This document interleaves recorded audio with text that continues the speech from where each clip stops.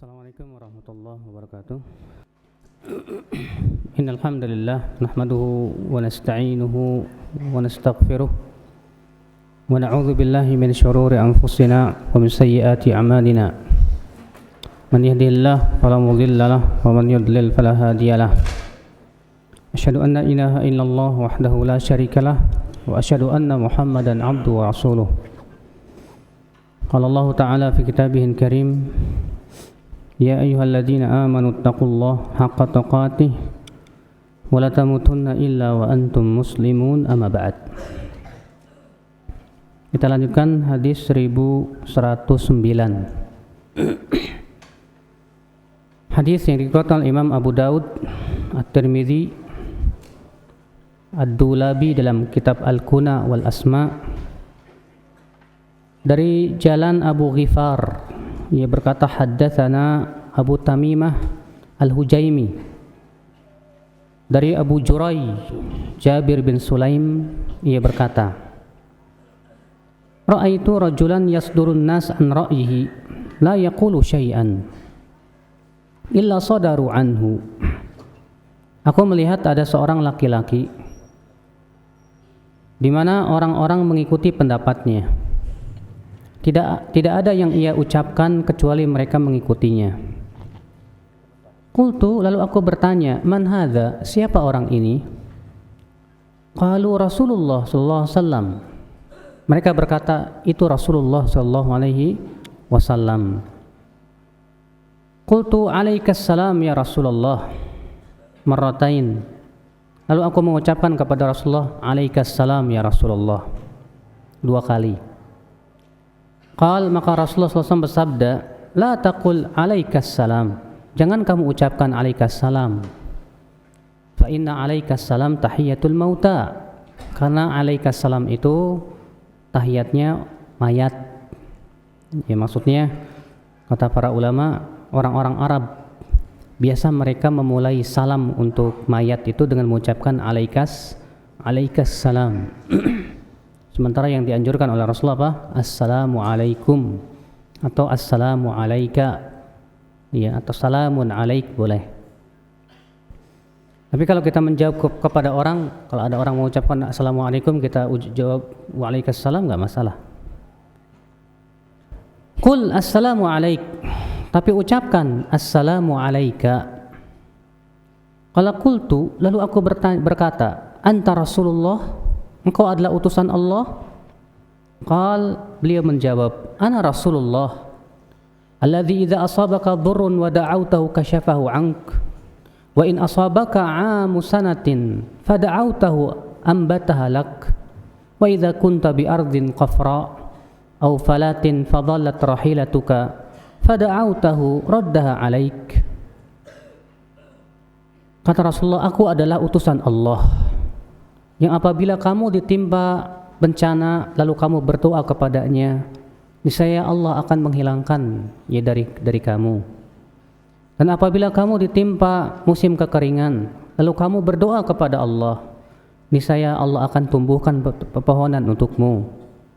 Dan apabila kamu berada di sebuah tanah yang tandus lalu kendaraanmu hilang, lalu kamu berdoa kepada Allah, niscaya Dia akan mengembalikannya kepadamu. Qultu i'had ilayya, i'had li. Lalu aku berkata, wahai Rasulullah, berikan aku wasiat, berikan aku wejangan. Qal, maka Rasulullah SAW bersabda, la tasubbanna ahadan, jangan kamu mencaci maki siapapun juga. Wala tahqiranna syai'an minal ma'ruf, dan jangan kamu menganggap remeh sedikit pun perbuatan yang baik. Wa antukallim akhaka wa anta munbasitun ilaihi wa anta munbasitun ilaihi wajhuk inna dzalika minal ma'ruf. Dan kamu mengajak bicara temanmu atau saudaramu sementara wajahmu itu berseri-seri kepadanya, itu termasuk perbuatan ma'ruf. Warfa izarok ila nisfis saq fa in abaita fa ilal ka'bain. Angkat sarungmu itu sampai pertengahan betis, dan jika kamu tidak mau maka sampai ke mata kaki saja. artinya tidak boleh lebih. Wa iyyak wa isbalal izar fa innaha minal makhilah. Hati-hati kamu jangan sampai melorotkan kainmu melebihi mata kaki, yaitu isbal, karena itu termasuk kesombongan. Wa innallaha la yuhibbul makhilah, dan sesungguhnya Allah tidak menyukai orang-orang yang angkuh. Wa in imru'un syatamaka wa ayyaraka bima ya'lamu fika fala tu'ayyirhu bima ta'lamu fih. Dan jika ada seseorang yang mencaci maki kamu dengan aib yang dia ketahui ada pada diri kamu, maka jangan kamu membalas dengan mencaci maki dia dengan aib yang ada pada diri dia, yang kamu tahu dia ada padanya. Fa innama wabalu dzalika alaih, karena dosanya dia yang akan menanggungnya. Hadis ini ikhwatul Islam azakumullah wa iyyakum. Kata Syekh Albani, rijaluhu rijalul Bukhari. Perawinya perawi Imam Bukhari kecuali Abu Ghifar ini namanya Al-Muthanna bin Sa'id At-Ta'i, dia seorang yang thiqah. Sehingga sanad hadis ini sahih. Iya. Demikian pula kata Syekh Albani, hadis ini dikeluarkan Imam Al-Hakim dari jalan lain dari Abu Tamimah dan beliau mensahihkannya dan disetujui oleh Imam Adz-Dzahabi. Dan Imam Ahmad juga meriwayatkan dari jalan Khalid Al-Hadza dari Abu Tamimah secara ringkas.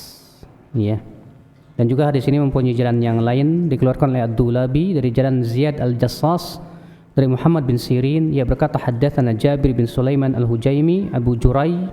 Ia berkata, aku datang kepada Nabi sallallahu alaihi wasallam, al-hadits secara ringkas. Juga hadis ini mempunyai jalan yang ketiga dengan sanad yang sahih. Ya. Dan nanti akan disebutkan di nomor 1352. Hadis ini akhi, kita ambil faidah yang pertama. Makruhnya memulai salam dengan ucapan alaikas salam. Alaikumussalam. Kenapa? Kata Rasulullah, karena itu termasuk tahiyat mayat. Karena orang ini mengatakan alaikas salam ya Rasulullah. Kata Rasulullah, la taqul alaikas salam. Jangan kamu ucapkan alaikas salam. Ya. Fa innaha tahiyatul mauta, karena itu tahiyat orang mayat, orang yang sudah meninggal dunia. Tapi ucapkan assalamu alaik. Faedah yang kedua, kita ambil faedah dari hadis ini bahwa orang yang mengucapkan tahiyat seperti ini, maka kita tidak membalasnya pun tidak apa-apa, karena Rasulullah tidak membalasnya. Orang yang mengucapkan tahiyat seperti tadi, alaikas salam, maka kita tidak perlu menjawabnya.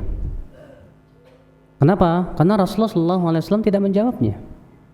Rasulullah hanya mengatakan, jangan kamu ucapkan alaikas salam, tapi ucapkan assalamu alaik. Di situ Rasulullah tidak menjawabnya.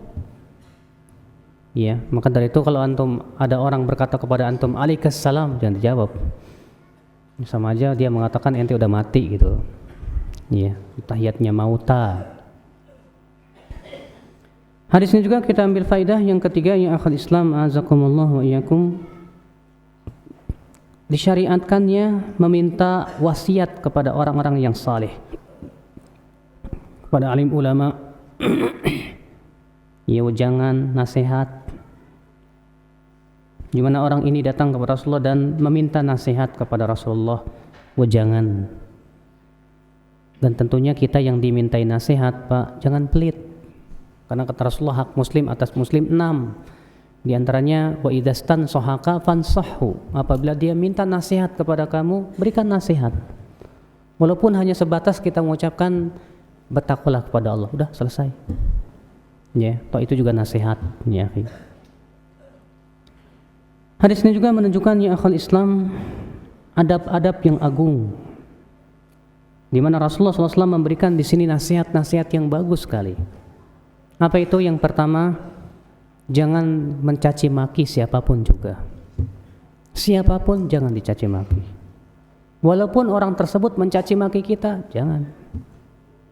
Ya, terkadang kan kita ini mudah terpancing, Pak. Apalagi yang namanya di media sosial, ya.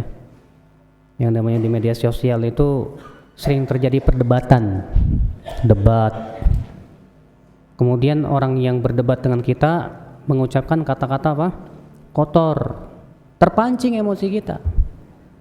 Makanya kita balik mencaci maki. Ini jangan, ya. Ya, karena Allah Ta'ala berfirman apa?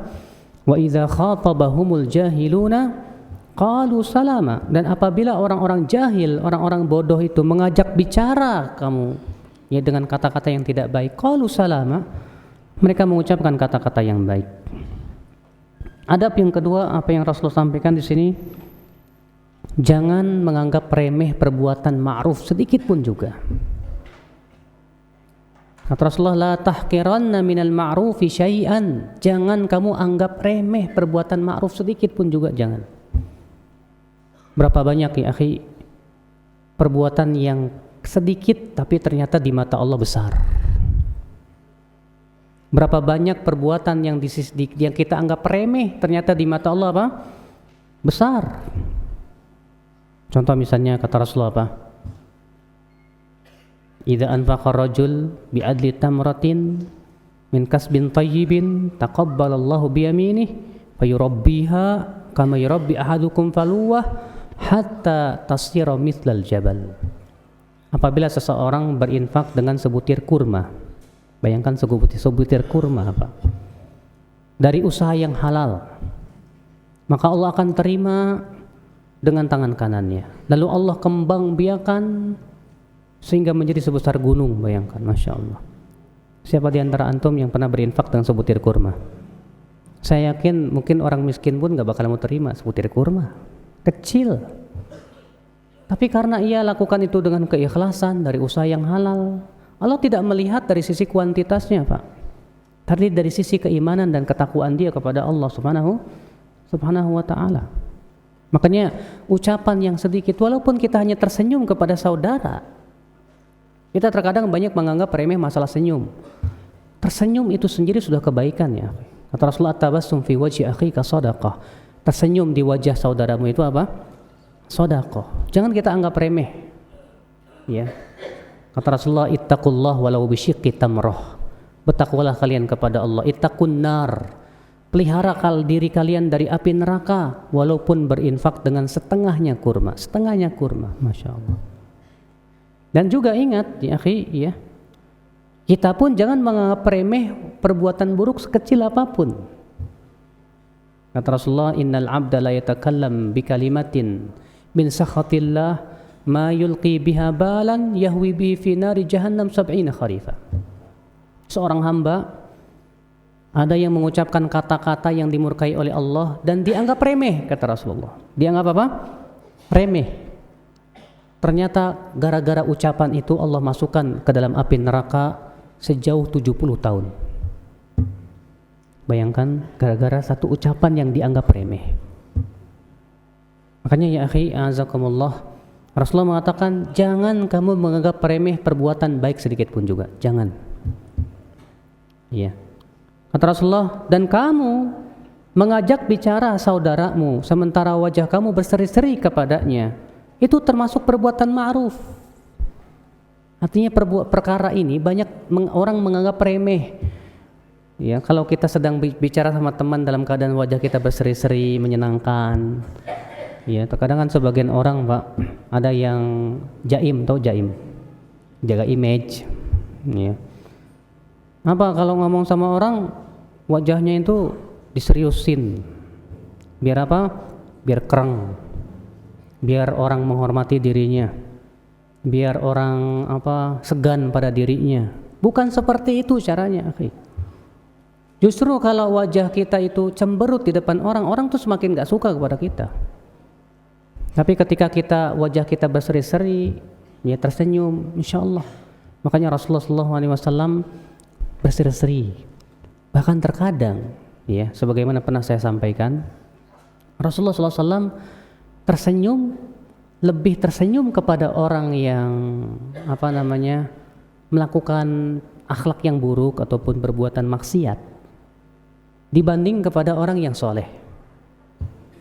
Mungkin antum masih ingat hadisnya ya, bahwa ada seorang laki-laki minta izin untuk bertemu dengan Rasulullah SAW. Kemudian Rasulullah melihat, apa kata Rasulullah? Bi'sa akhul ashirah, bi'sa ibnul ashirah.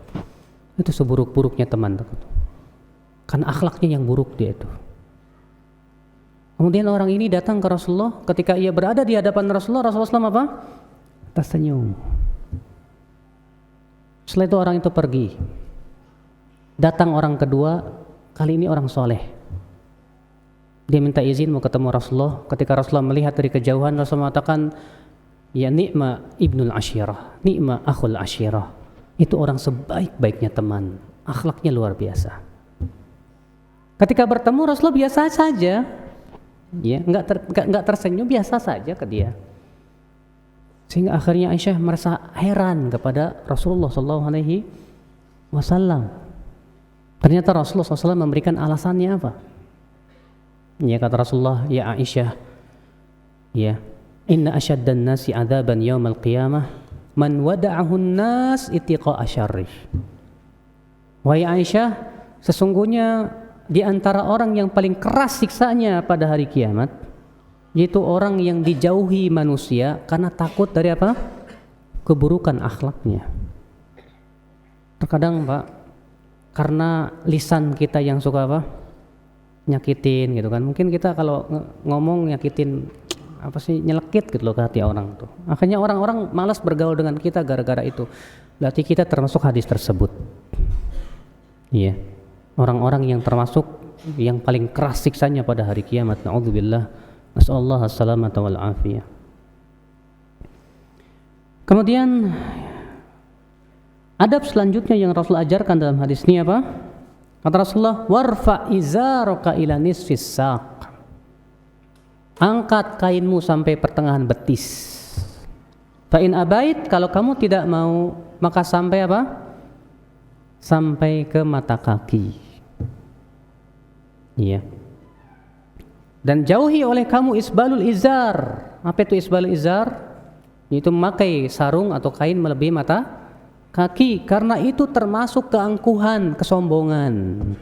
Dan sesungguhnya Allah tidak suka orang-orang yang sombong. Ini hadis membantah orang yang mengatakan boleh isbal kalau tidak sombong. Memang sih ada hadis riwayat mereka yang mengatakan nggak apa-apa selama nggak sombong. Dalilnya hadis Abu Bakar. Waktu itu Abu Bakar berkata kepada Rasulullah apa? Ya Rasulullah, inna izari yastarhi. Hai Rasulullah, sarung saya ini suka melorot. Dan saya berusaha supaya tidak melorot. Jadi setiap melorot dinaikin lagi. Bagaimana ya Rasulullah? Apa kata Rasulullah? Ya Abu Bakrin, innaka lasta mimman yaf'aluhu khuyala. Hai Abu Bakar, kamu tidak melakukan perbuatan itu karena sombong. Sehingga diambil oleh sebagian orang mengatakan, oh berarti kalau enggak sombong boleh. Karena Abu Bakar mengatakan kamu tidak sombong, hai Abu Bakar. Padahal kalau kita perhatikan Pak, yang dimaksud oleh Rasulullah tidak sombong di situ apa? Abu Bakar mengatakan saya sarungnya suka melorot karena Abu Bakar kurus, akhi. Jadi kalau pakai sarung tuh suka melorot gitu. Dan saya berusaha menjaga supaya tidak melorot, dinaikin lagi. Nah, yang Rasulullah katakan tidak sombong itu yang seperti itu. Makanya kata para ulama, tidak sombong itu adalah kalau dia melorotkannya tidak sengaja. Adapun yang sengaja yang melorotkan, itulah sombong. Karena Abu Bakar tidak sengaja, dan Abu Bakar berusaha untuk menjaga supaya apa? Tidak melorot. Iya. Demikian pula hadis riwayat Muslim, di mana Rasulullah SAW sabda, man jarra thawbahu khuyala lam yanzurillahu ilaih. Siapa yang menyeret kainnya karena sombong, Allah tidak akan melihat kepadanya. Hadis ini pun tidak menunjukkan berarti kalau tidak sombong boleh, tidak. Karena kata Rasulullah dalam satu riwayat apa? Ma asfala minal ka'bain minal izar fa finnar. Apa-apa yang melebihi mata kaki dari kain maka tempatnya dalam api neraka. Ini ancaman mutlak.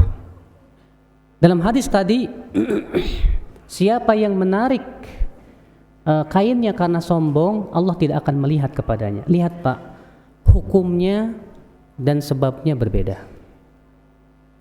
Dan ini mutlak tidak bisa dibawa kepada muqayyad, kata Syekh Utsaimin rahimahullah. Karena yang pertama apa? Orang yang memakai melebihi mata kaki dalam api neraka. Yang kedua apa? Siapa yang menarik kainnya karena sombong, tidak akan dilihat oleh Allah. Beda tidak hukumnya, Pak? Beda hukumnya. Kalau ini mutak neraka, yang satu Allah tidak akan melihat kepadanya. Berarti, ya, kata-kata sombong di situ ya akhul Islam azakumullah tidak bisa difahami kalau tidak sombong berarti boleh tidak. Sebab Rasulullah dalam hadis ini tegas mengatakan, jauhi oleh kamu isbal, karena isbal termasuk kesombongan. Isbal itu sendiri sudah termasuk apa? Kesombongan, kata Rasulullah SAW. Iya, iyyak wal isbal fa innal isbala minal makhilah, kata Rasulullah. Karena isbal itu sudah termasuk kesombongan, dan sesungguhnya Allah tidak mencintai orang-orang yang sombong. Makanya kata Syekh bin Baz, ini menunjukkan bahwa yang dimaksud dengan sombong artinya sengaja menyeret kainnya di bawah mata kaki. Adapun kalau tidak sengaja maka tidak disebut apa? Sombong. Iya. Maka dari itu ya akhi azakumullah wa iyyakum, hati-hatilah dengan yang namanya isbal, akhi. Bahkan sebagian ulama ada yang mengatakan bahwa isbal itu termasuk dosa besar, bukan dosa kecil. Kenapa? Karena ada ancaman yang berat dari Rasulullah SAW yang dikeluarkan oleh Imam Muslim, di mana Rasulullah SAW sabda, "Thalathatun la yukallimuhumullah yaumal qiyamah wa la yuzakkihim wa lahum adzabun alim wa la yanzuru ilaihim wa la yuzakkihim wa lahum adzabun alim." Ada 3 orang yang tidak akan diajak bicara oleh Allah Subhanahu wa taala, tidak akan dilihat oleh Allah Subhanahu wa taala, tidak akan disucikan oleh Allah Subhanahu wa taala, dan bagi dia adab yang pedih. Masya Allah. Bayangkan 3 orang ini tidak diajak bicara, tidak dilihat, tidak disucikan, dan bagi mereka adab yang pedih. Siapa di antara 3 orang ini? Kata Rasulullah, di antaranya apa? Al-musbil izarahu. Orang yang memakai kain melebihi mata kaki. Ancamannya berat loh, Pak. Allah tidak akan mengajak bicara. Allah tidak akan melihat kepada dia. Allah tidak akan mensucikan dia, dan bagi dia adab yang pedih. Ini bukan ancaman remeh, Pak. Makanya sebagian ulama mengatakan isbal itu termasuk dosa besar, bukan dosa kecil. Iya. Ikhwatul Islam azakumullah wa iyyakum. Cuman aneh ya, di zaman sekarang orang yang isbal ini kayaknya dianggap apa gitu ya, dianggap teroris lah, dianggap macam-macam. Tapi sabar akhi, memang sudah sunnatullah ya. Orang-orang yang ingin menegakkan sunnah Rasul sallallahu alaihi wasallam itu pasti dimusuhi. Kalau antum pelihara jenggot niatnya cuma sebatas tren, gak bakal dimusuhi. Tapi kalau antum pelihara jenggot tujuannya ngikutin sunnah, beda. Mata manusia itu beda. Setan tuh gak suka sama antum. Iya. Makanya aneh kan? Orang-orang menganggap orang yang teroris itu cirinya berjenggot di atas mata kaki gitu kan. Padahal itu semua dianjurkan oleh Rasulullah SAW.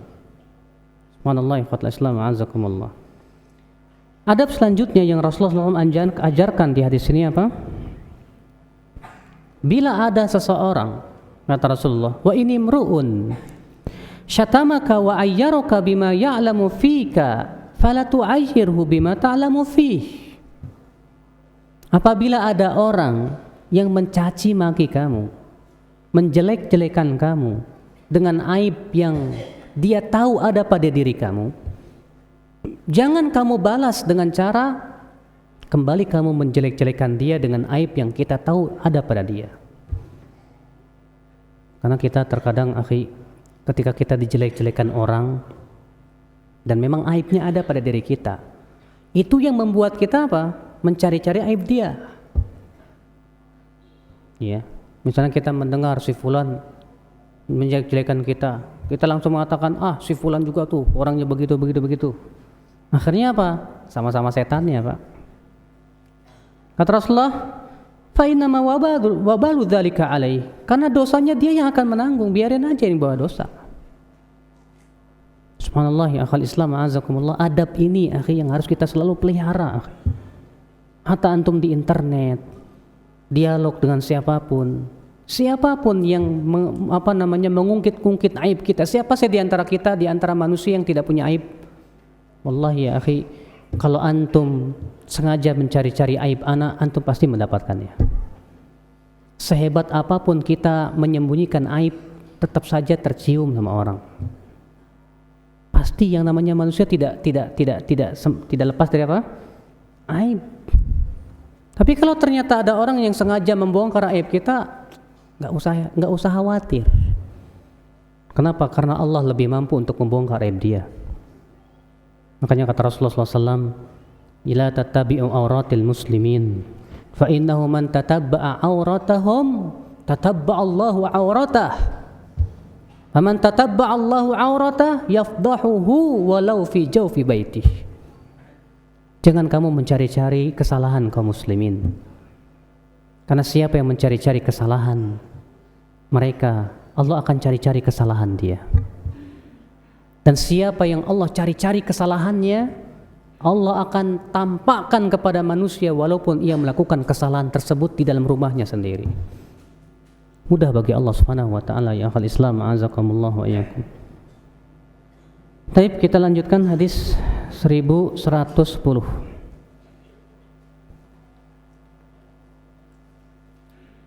Hadis yang dikeluarkan oleh Abu Bakar bin Khallad dalam kitab Al-Fawaid. Ia berkata, haddatsana Muhammad bin Uthman bin Abi Shaybah. Qala haddatsana Ahmad bin Yunus, qala haddatsana Ayyub bin Khawt dari Abdurrahman As-Sarraj dari Nafi', anna Umar ba'atha sariyatan fasta'mala 'alaihim rajulan yuqalu lahu Sariyah. Fabaina Umar yakhthub yawmal jumu'ati faqala ya Sariyatul Jabal, ya Sariyatul Jabal, fawajadu Sariyatan qad aghara ilal jabali fi tilka sa'ah yawmal jumu'ah wa bainahuma masiratu syahrin. Dari Nafi bahwasanya Umar bin Khattab mengirim pasukan dan menjadikan pemimpin pasukan tersebut seorang laki-laki yang bernama Sariyah. Namanya siapa? Sariyah. Ketika Umar bin Khattab sedang khutbah Jumat, tiba-tiba Umar berkata, "Hai Sariyah, gunung! Hai Sariyah, gunung!" Iya. Rupanya mereka menemukan Sariyah yang telah berlindung di sebuah gunung di waktu itu di hari Jumat. Padahal jarak kota Madinah dengan tempat peperangan itu sebulan lamanya. Ya, dan disebutkan dalam riwayat yang lain bahwa Umar bin Khattab mengirim pasukan yang dipimpin oleh Sariyah namanya itu. Kemudian dalam peperangan terdesaklah. Ya, kemudian Sariyah dengan pasukannya mundur. Dan Umar diperlihatkan oleh Allah dengan karomah. Ini karomah namanya, Pak, ya. Kemudian Umar mengatakan, "Hai Sariyah, ke gunung, ke gunung, ke gunung." Rupanya subhanallah, Sariyah yang waktu itu sedang berperang mendengar suara Umar. "Hei Sariyah, ke gunung." Akhirnya Sariyah dan pasukannya pun ke gunung lah. Kemudian ternyata Allah pun memberikan kepada mereka kemenangan. Iya. Ketika mereka kembali ke kota Madinah, mereka menceritakan hal tersebut, bahwa dia mendengar suara Umar bin Khattab radhiyallahu anhu warḍah. Masya Allah, ya akhal Islam, azakumullah. Hadis ini dalam sanadnya ada Ayyub bin Khawt, dia matruk. Akan tetapi Abu Abdurrahman As-Sulami meriwayatkan dalam Al-Arba'in As-Sufiyah, demikian pula Al-Baihaqi dalam kitab Dalailun Nubuwah, dari beberapa jalan dari Ibnu Wahab, akhbarani Yahya bin Ayyub dari Ibnu Ajlan dari Nafi'. Dari jalan ini juga dikeluarkan Ibnu Asakir dan demikian pula Abdiya dari Nafi' dari Ibnu Umar, bahwasanya Umar mengatakan demikian. Sehingga hadis ini menjadi sahih. Hadis ini, akhi azakumullah wa iyyakum, menunjukkan akan adanya karomah yang Allah berikan kepada orang-orang saleh. Apa sih karomah itu, Pak? Karomah itu kejadian yang luar biasa yang terjadi pada seseorang yang saleh. Bedanya dengan mukjizat apa? Kalau mukjizat hanya terjadi pada para nabi. Sedangkan karomah itu terjadi pada orang soleh. Tapi ingat ya akhi, ya, tidak semua sesuatu yang luar biasa terjadi pada seseorang disebut karomah. Kata Imam Laits apa? Kalau aku melihat ada orang yang bisa berjalan di atas air, aku tidak akan terima sampai aku lihat amalannya sesuai tidak dengan sunnah Rasulullah SAW. Kata Imam Syafi'i, semoga Allah merahmati Imam Laits, beliau kurang. Aku katakan kalau aku melihat ada orang yang bisa terbang di udara, aku tidak akan terima sampai aku melihat amalannya. Karena akhi ya, dukun juga bisa itu melakukan seperti itu. Ya, kita lihat dukun ada orang yang nggak bisa mempan dibacok gitu kan. Makanya ya akhi, beda. Nah, harus dibedakan antara karomah dan sihir. Apa bedanya? Kata para ulama ada 3 perbedaan yang sangat kentara sekali. Perbedaan yang pertama, bahwa sihir itu dicari, sedangkan karomah itu datang sendiri. Karena memang pemberian dari Allah Subhanahu wa taala. Makanya karomah tidak mungkin bisa didemokan, Pak. Kalau ada kiai mendemokan karomahnya itu dukun. Walaupun pakai sorban, walaupun pakai gamis. Kadang kan kita lihat Ghostbuster Pak. Tim pemburu hantu itu, Pak. Yang di televisi itu, Pak. Ya, pakai sorban, pakai jubah. Terus lagi berantem sama jin katanya. Terus jinnya dimasukin ke botol. Udah gitu suruh gambar ditutup matanya. Wah, ini gambar jinnya nih. Masya Allah. Kita katakan tidak mungkin ini karomah. Sebab karomah tidak mungkin bisa didemokan, Pak. Nggak mungkin. Iya. Karomah itu akibat daripada tauhid, mengikuti sunnah Rasul dan menjauhi larangan-larangannya. Sedangkan sihir biasanya karena bermaksiat kepada Allah Subhanahu wa taala, syirik dan yang lainnya. Makanya orang yang penyihir itu ya pasti diminta oleh jinnya sesuatu, suruh puasa mutih. Terkadang ada orang puasa mutih 3 hari, Pak. Apa sih puasa mutih itu? Puasa, jadi selama 3 hari itu dia makannya cuma nasi doang. Nanti katanya kalau udah 3 hari kamu didatangi sesuatu. Itu saya punya teman dulu cerita ke saya begitu, Pak. Saya dulu katanya pernah puasa mutih. Di hari yang ketiga, di malam hari itu tiba-tiba jendela rumah saya terbuka. Kemudian datang orang setengah badan. Mukanya seram katanya. Kemudian dia menusuk saya. Semenjak itu saya bisa mukul orang dari jauh. Nah ini Pak, yang namanya sihir itu pasti diusahakan, dicari. Iya. Bahkan para dukun itu ya akhi, azakumullah wa yakum, semakin syirik, semakin kufur, semakin sakti.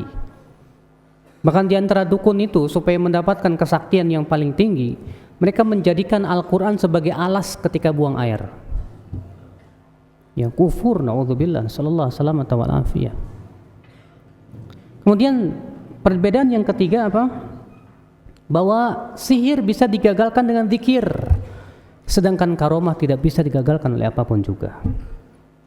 Nah ini 3 ya perbedaan antara sihir dan karomah. Kalau karomah apa? Datang sendiri sebagai pemberian dari Allah. Sedangkan sihir diusahakan dan dicari. Dicari dengan apa? Dengan semedi, dengan qomar kamit baca mantra, dengan puasa, atau dengan gerakan-gerakan yang bernilai ibadah. Ada orang Pak ya, pernah lihat nggak Pak? Dia katanya pernapasan gitu loh. Atau ya orang nyerang langsung mental. Katanya itu dari tenaga dalam. Nggak mungkin Pak, manusia biasa nggak mungkin bisa melakukan itu. Itu jin itu Pak. Iya. Ikhwatul Islam, azakumullah wa iyyakum.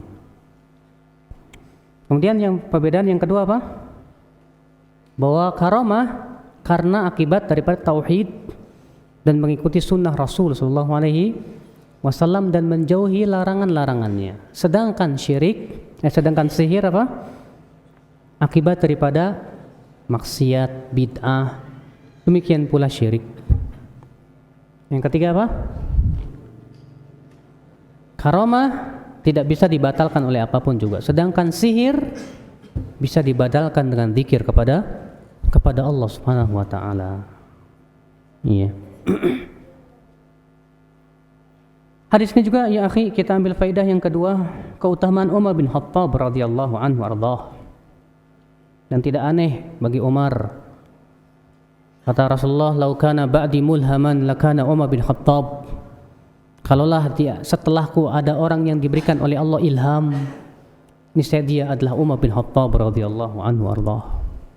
Iya. Hadis ini juga kita ambil faidah ya akhi yang ketiga. Hadis ini tidak bisa ya dijadikan dalil keyakinan orang tasawuf. Karena orang tasawuf berhujah dengan cerita ini apa Pak? Adanya mukasyafah. Tahu mukasyafah? Kasyaf itu dalam ilmu tasawuf Pak ya. Itu bisa melihat yang gaib. Nah, gimana orang tasawuf itu ya? Mereka melakukan ibadah-ibadah. Biasanya mereka kumpul di suatu tempat gelap. Ya, kemudian mereka mengucapkan la ilaha illallah, terus sampai nanti mereka mengucapkan hu. Pingsan. Kalau pingsan itu disebut oleh mereka namanya fana. Ya. Dan diantara mereka kalau sudah sampai kepada derajat tinggi, mereka sudah sampai kepada derajat kasyaf namanya. Apa itu kasyaf? Yaitu terbukanya tirai yang gaib. Jadi dia bisa melihat apa yang tidak bisa dilihat orang lain. Nah, diantara mereka hujahnya ini Umar bin Khattab. Ya berarti kata mereka Umar bin Khattab itu wali. Dia bisa melihat yang tidak bisa dilihat orang lain. Kita katakan ini dalam ya menurut Ahlussunnah wal Jamaah tidak disebut dengan kasyaf. Kenapa? Karena Umar bin Khattab diperlihatkan oleh Allah pada waktu itu saja, tidak setiap hari. Umar bin Khattab radhiyallahu anhu apakah setiap hari bisa melihat pasukan yang dikirim? Enggak. Ketika khutbah Jumat saja dan kemudian Allah perlihatkan kepada Umar bin Khattab. Itu namanya karamah. Tidak menunjukkan bahwa Umar bisa melihat yang gaib. Makanya keyakinan orang-orang sufi yang mengatakan katanya ya wali itu bisa mengetahui yang gaib, bisa melihat yang gaib. Itu semua syirik ya akhi, azakumullah wa iyyakum. Tidak yang mengetahui yang gaib kecuali Allah Subhanahu wa taala. Baik, hadis 1111. Bahwa Rasulullah sallallahu alaihi hadis yang dikeluarkan Ibnu Sa'ad dari Ibnu Syihab, ia berkata Rasulullah sallallahu alaihi wasallam bersabda, "Ashbah ma ra'aitu bi Jibril Dihyah al-Kalbi." Yang paling mirip dengan malaikat Jibril ya di saat menjelma jadi manusia itu adalah seorang sahabat yang bernama Dihyah al-Kalbi. Ini sahabat yang sangat ganteng, Pak. Iya. Hadis ini dikeluarkan Imam Muslim, Ahmad, Ibnu Asakir juga dari jalan lain dari Abu Zubair darinya. Dan sanadnya sahih. Hadis ini menunjukkan ya akhi yang pertama bahwa malaikat bisa merubah dirinya jadi manusia. Malaikat bisa merubah dirinya jadi apa? Manusia. Jin bisa nggak jin? Bisa juga. Ya, malaikat bisa, jin bisa. Cuma masalahnya di zaman sekarang kita tahu mana ini malaikat atau bukan. Tadi saya ngelihat ada orang, masya Allah, jangan-jangan dia malaikat tuh. Tahu dari mana? Kita nggak tahu, Pak. Kalau di zaman Rasul ya ada yang memberitahu siapa? Rasulullah SAW itu malaikat. Sebagaimana dalam hadis Umar yang panjang tuh ya. Kata Umar, bainama nahnu julusun inda Rasulullah SAW ittala alaina rajulun syadidu bayadhi thiyab syadidu sawadi sya'r la yura alaihi atharus safar wa la ya'rifu minna ahad. Ketika kami sedang duduk-duduk bersama Rasulullah SAW, tiba-tiba muncul seorang laki-laki yang rambutnya sangat hitam, bajunya sangat putih, tidak diketahui padanya perjalanan jauh, Tapi di antara kami pun tidak yang mengenal dia. Aneh nih orang, misterius. Kemudian ia bertanya tentang Islam, iman dan ihsan. Setelahnya Rasulullah mengatakan itu Jibril datang mengajarkan agama kalian. Rasulullah yang beritahu. Kalau zaman sekarang kita tidak tahu, Pak. Iya. Yang jelas malaikat bisa merubah jadi manusia. Itu dengan kekuasaan Allah Subhanahu wa taala. Hadis ini juga menunjukkan ya akhwal Islam bahwa malaikat itu indah bentuknya. Kenapa? Karena Jibril ya alaihissalam di sini dikatakan oleh Rasulullah yang paling mirip dengan malaikat Jibril itu Dihyah al-Kalbi. Dan Dihyah ini seorang lelaki yang ganteng sekali. Ya, sahabat Nabi SAW di antara sahabat yang paling ganteng di antaranya Dihyah al-Kalbi. Di antara sahabat Nabi yang sangat ganteng juga siapa, Pak? Jarir bin Abdullah, yang dikatakan oleh para ulama Yusufu hadhil ummah, Yusufnya umat Islam itu Jarir bin Abdullah. Saking gantengnya itu sahabat. Bagaimana Rasulullah mensifati Jarir? Waktu itu Rasulullah SAW sedang apa? Khutbah. Kata Rasulullah akan muncul dari pintu itu rajulun ala wajhi mashatu malak. Akan muncul dari pintu tersebut seorang laki-laki yang wajahnya bagaikan malaikat. Ternyata muncul Jarir, lelaki yang sangat ganteng sekali. Ini menunjukkan, Pak, bahwa malaikat memang indah. Malaikat itu indah, Pak. Kecuali malaikat-malaikat yang memang khusus untuk mengadab. Sebab kalau mengadab dengan bentuk yang indah kayaknya nggak cocok, Pak. Iya. Makanya Allah mensifati malaikat-malaikat Zabaniyah, malaikat penjaga api neraka itu, alaiha malaikatun syidadun ghilabun. Di neraka itu dijaga oleh malaikat-malaikat yang syidad, yang sangat keras, ghilab, yang kasar sekali. Ya, ketika Rasulullah diperlihatkan di Isra Mi'raj, malaikat Malik penjaga neraka Jahannam. Apa kata Rasulullah? Ya, ar-rajul al-karihul mar'a. Aku melihat ada orang yang ya wajahnya sangat buruk sekali. Ya, itu siapa? Kemudian kata dua malaikat itu, adapun orang yang kamu lihat buruk sekali wajahnya, itu Malik, penjaga neraka Jahannam. Ya, penduduk api neraka ngelihat malaikatnya udah takut gimana nerakanya, Pak. Ya. Tentu sepadan. Adapun malaikat Jibril dan malaikat yang lainnya, ya mereka indah sekali. Sampai-sampai Nabi Yusuf alaihissalam disifati apa? Ma hadza bashara in hadza malakun karim. Kata para wanita bangsawan itu apa? Ini bukan manusia biasa. Ini malaikat yang mulia. Ya. Masya Allah, ikhwatul Islam, azakumullah wa yakum. Ini menunjukkan bahwa malaikat itu apa? Indah, rupawan. Tapi kita tidak pernah melihat malaikat. Yang jelas malaikat itu indah sekali, Pak. Allahu a'lam, mudah-mudahan yang saya sampaikan bermanfaat. Kita lanjutkan insyaallah setelah salat Isya dengan tanya jawab. Nah.